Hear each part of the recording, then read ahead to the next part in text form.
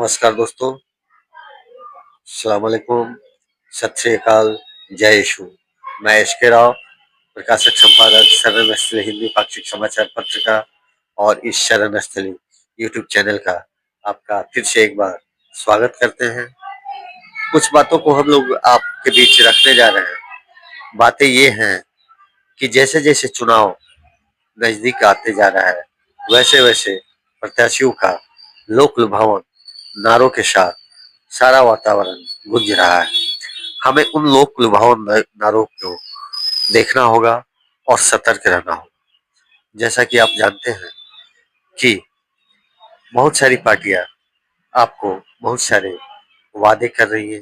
घोषणा पत्र में कई प्रकार की लोक लुभावने बातों को रखा गया है, तो हमें उसको भी देखना है। दोस्तों, आपका बिहार विधानसभा चुनाव का दूसरा चरण 11 नवंबर 2025 को होने वाला है। इसमें आपको बढ़ चढ़कर हिस्सा लेना है।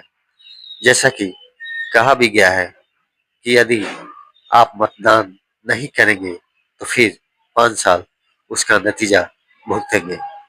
आपके पास यदि कोई प्रत्याशी जाता है तो उनसे ये पूछें, सवाल करें, क्योंकि यही एक मौका है जब आप उनसे सवाल कर सकते हैं और वे आपके दरवाजे तक भी जाते हैं।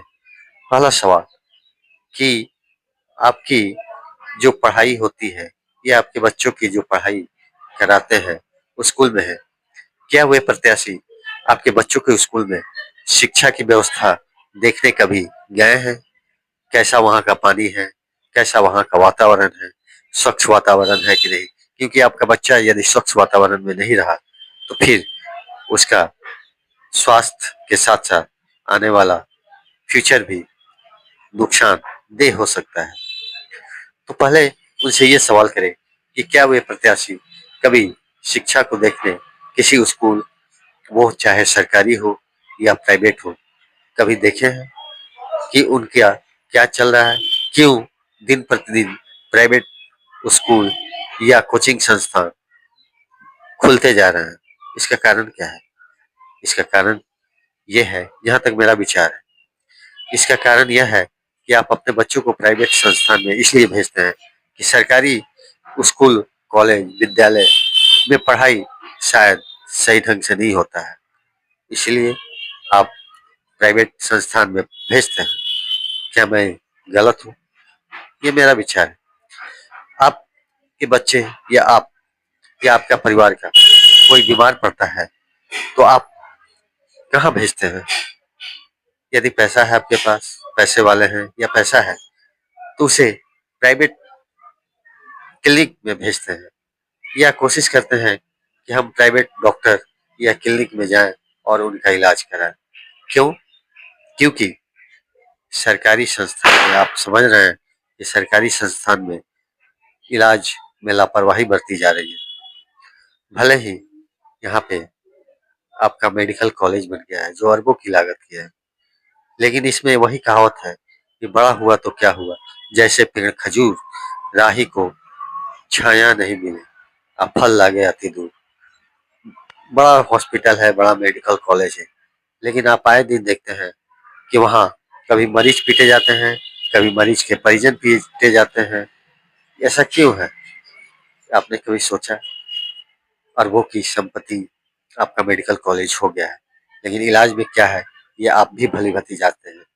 तो क्या उस मेडिकल कॉलेज में या सरकारी अस्पतालों में, प्राथमिक स्वास्थ्य केंद्र में कभी ये प्रत्याशी आपके गए हैं कि उसका क्या हाल है, जनता का इलाज कैसा होता है? कभी गए हैं? तो फिर आप मतदान उनको किस प्रकार देंगे, ये भी आपको पूछना होगा।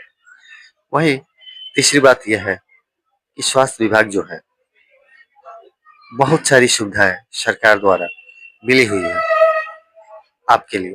जैसे स्वास्थ्य के लिए फूड, जितना आप खाते हैं, खाद्य पदार्थ खाते हैं, उसको देखने के लिए फूड इंस्पेक्टर भी है, लेकिन वह क्या अपनी ड्यूटी कर पाते हैं?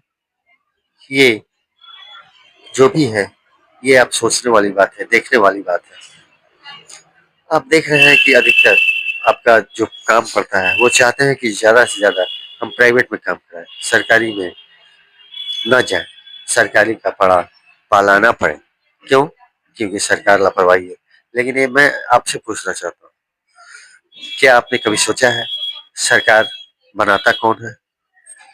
सरकार बनाने की जिम्मेवारी किसकी है? जी हाँ, सरकार 5 साल चलती है और उसकी बनाने की जिम्मेवारी पूरी तरह से जनता की है।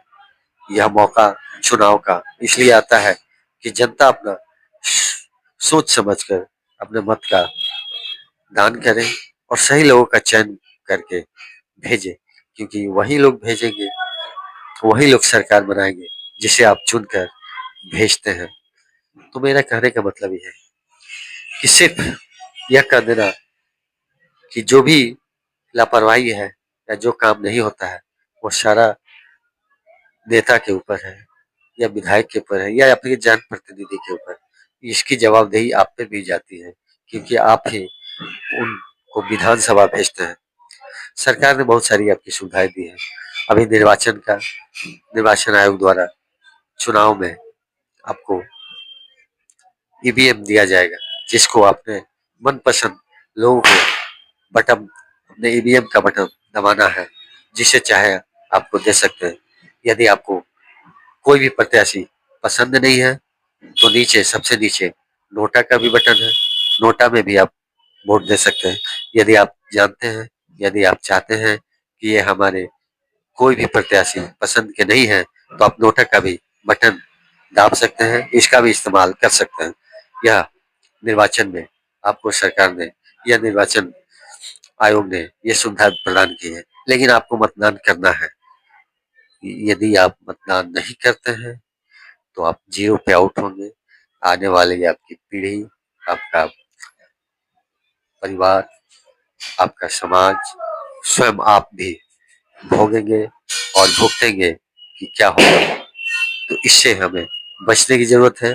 अपना मतदान जरूर जरूर करें और सवाल जरूर करें। जो भी प्रत्याशी आपके पास आते हैं उनसे सवाल जरूर करें।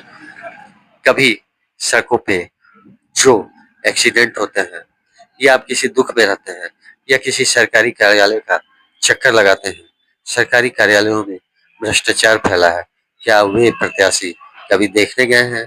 अंचल में, ब्लॉक में या किसी भी सरकारी कार्यालय में, अस्पताल में, स्कूल में, क्या ये प्रत्याशी कभी जाकर देखे हैं कि जनता को वहाँ क्या फैसिलिटी मिल रही है, नहीं मिल रही है?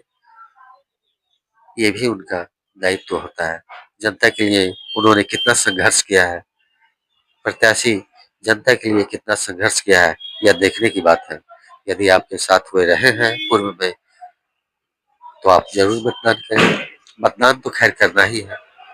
आप मतदान करें, सही लोगों का चयन करें, क्योंकि सरकार बनती है आपके जनप्रतिनिधि द्वारा।